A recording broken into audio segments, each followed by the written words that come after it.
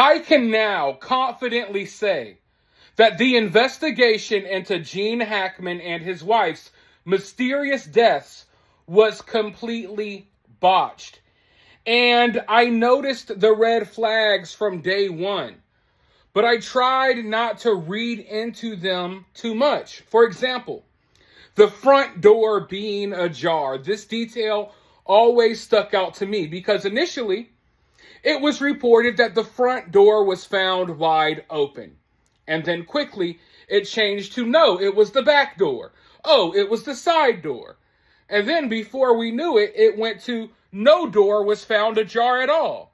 It turns out the doors were unlocked, but they weren't open. Now that is a big difference, ladies and gentlemen.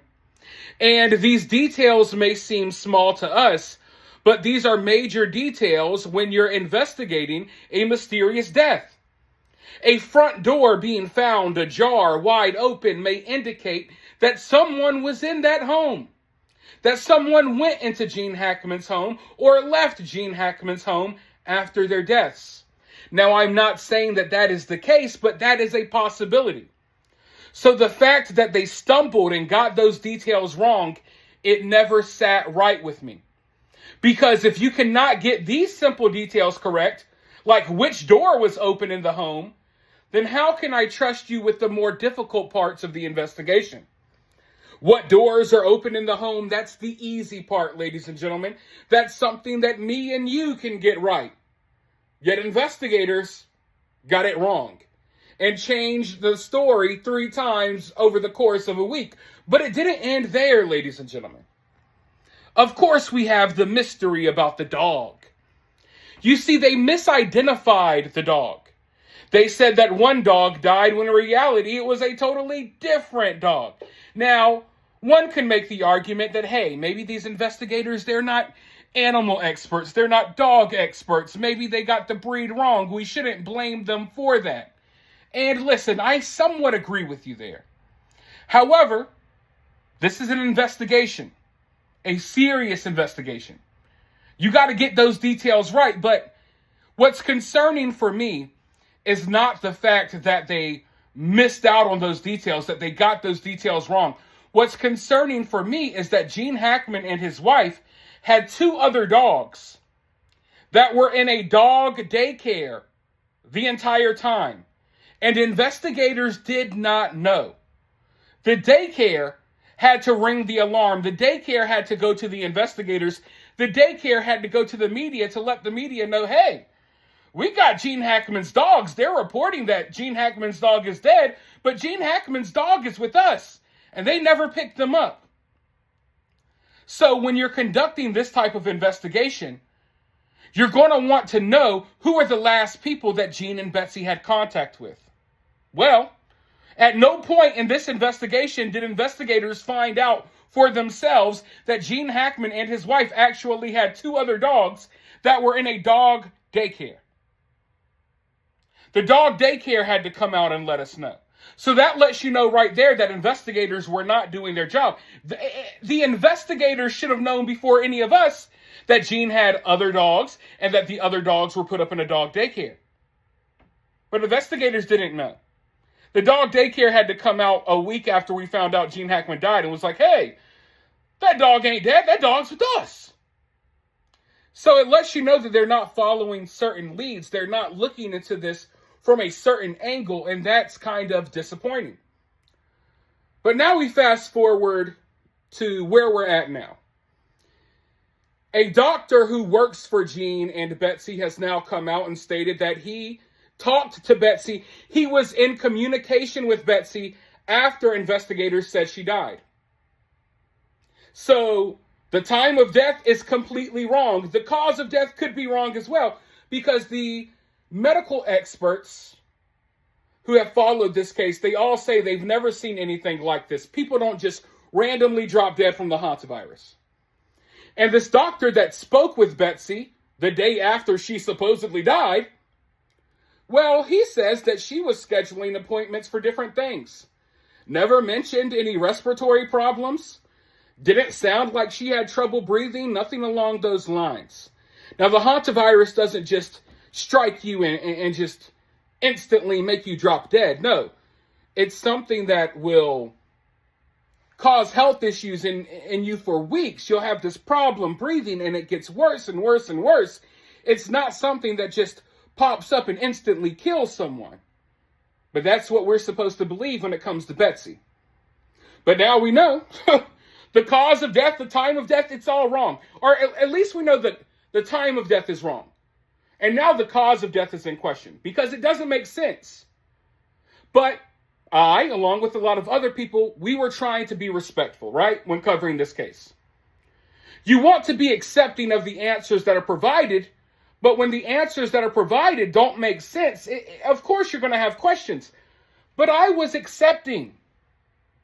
Oh, you said the hantavirus killed them? Or killed Betsy? Doesn't really sound right, but hey, who am I to say otherwise? Oh, you say advanced Alzheimer's killed Gene? Oh, I didn't see any evidence that he even had Alzheimer's, but okay, whatever. Who am I to say otherwise? Well, now I'm comfortable speaking out about this because, of course, the doctor has come out and revealed that Betsy was alive after they said she was dead. So now we know that this investigation was completely botched from the get-go. From the open door, to the wrong dog, to not knowing that the dogs were in the dog daycare. And now you have this interaction with this doctor. Now, what does this tell you, ladies and gentlemen? Because I can tell you what it tells me. Investigators, you see, it's their job. They should be figuring out who's the last people that contacted Betsy. Who's the last people that Betsy was in contact with? Who was Betsy and Gene talking to before they died? Well, apparently they didn't follow up with any of those leads. Apparently their investigation never took them in that direction. Because for one, we know they had no idea at all that Gene and Betsy's dogs were in the dog daycare. They were investigating for over a week and didn't even know that the dogs were in a dog daycare. Meanwhile, they're all over the news saying that one of Gene Hackman's dogs were dead when the dog was alive and well at the dog daycare. So we know they weren't following up with all of the people who Betsy was in contact with in the days leading up to her and Gene's death. And now that we hear from this doctor, mind you, investigators didn't come out and let us know this information. The doctor had to come out and do an interview with the media because he is concerned. He says he's scratching his head confused about all of the information we've been provided with because he was in contact with Betsy after she was supposedly dead. Now this lets you know, once again, just like with the dog daycare, investigators did not properly do this investigation. They did not properly follow up with leads. They did not look deep enough into who Betsy was in contact with. Because they should be able to easily see that Betsy on the 12th was making phone calls, was talking to doctors, was scheduling appointments on the 12th, which is a day after they said she died. So if they don't know about Betsy's communications with the dog daycare, they don't know about Betsy's communications with the doctor who she talked to after they said she died, then what other communications are they unaware of? Because right now it looks like to me they didn't even try to hardly investigate this case.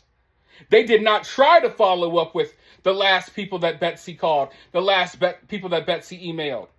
They didn't even try to do any of that. Because if they did, we would have gotten a different time of death. If they did, this doctor wouldn't have to come out and speak for himself and let the general public know that, hey, we have not been told the truth about Gene Hackman and his wife. And that's not to say that we're purposely being lied to, because I don't necessarily believe that, but the findings of this investigation, they're bogus. The whole investigation is botched. We need a new investigation. And I also knew that things were wrong when they said that, oh, it was advanced Alzheimer's that killed Gene Hackman.